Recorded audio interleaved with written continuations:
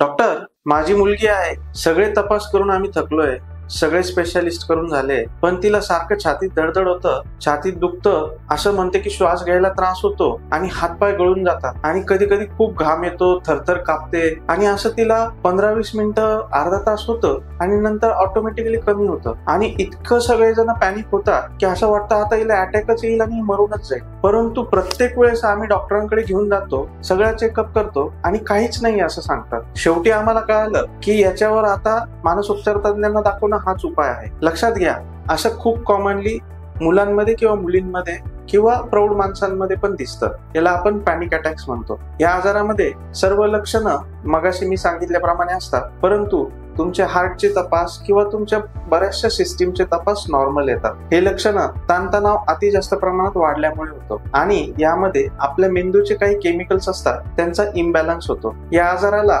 मानसोपचार तज्ञांकडे काही औषधोपचाराने मदत होऊ शकते आणि ह्या आजारावर तत्काळपणे आपण नियंत्रण ठेवू शकतो. त्यामुळे असं जर पुन्हा पुन्हा कोणाला दिसून आलं तर तत्काळ मदत घ्या. धन्यवाद.